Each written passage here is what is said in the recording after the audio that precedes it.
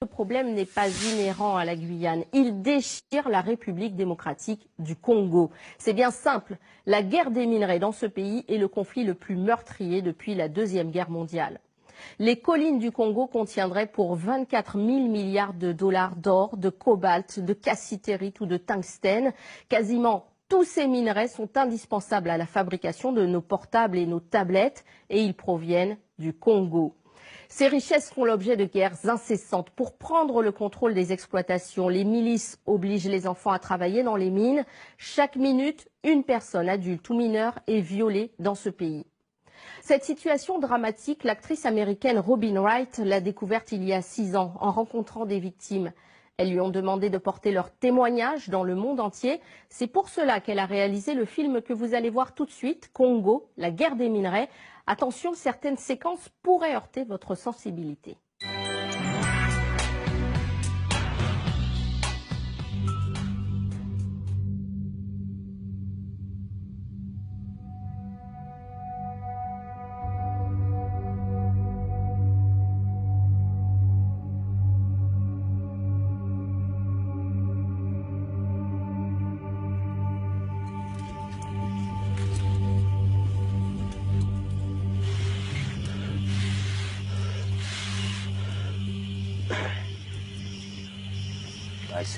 Je le répète, le Congo est un pays très riche.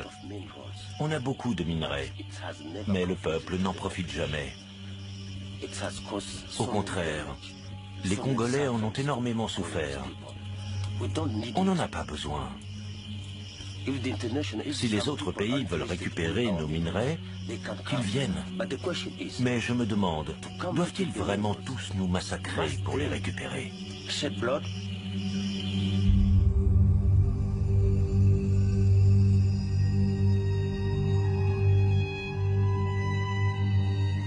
La République démocratique du Congo regorge des minerais les plus précieux au monde. Mais au lieu d'enrichir le pays, la conquête des minerais congolais n'a fait qu'aggraver la pauvreté et l'exploitation et a financé au cours des 20 dernières années l'un des conflits les plus meurtriers depuis la Seconde Guerre mondiale.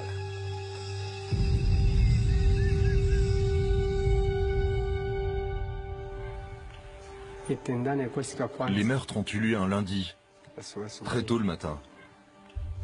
À 11 h, ils étaient tous morts. J'ai tout vu de mes propres yeux.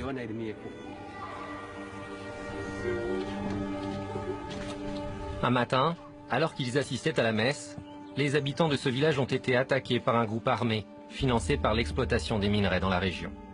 Ils ont commencé à tirer. Beaucoup sont morts. D'autres se sont échappés. Ce jour-là, plus de 600 personnes sont mortes. Ils ont exécuté le prêtre, puis ils ont violé les religieuses et les ont démembrées. Ils ont pris les religieuses et le prêtre et ils les ont tués. C'est ici qu'ils sont morts. Ils ont d'abord violé les religieuses, ils ont fait ce qu'ils voulaient avec elles, et puis ils les ont poignardées. C'est par ce champ que beaucoup ont pris la fuite. Beaucoup de gens sont morts ici. Seul Dieu peut leur pardonner.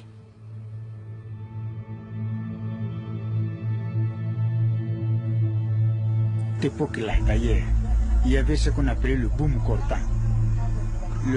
Les minerais de coltan avaient un prix très élevé et on en exploitait beaucoup ici dans le territoire. Toutes les ressources naturelles du Congo sont une malédiction, pas une bénédiction.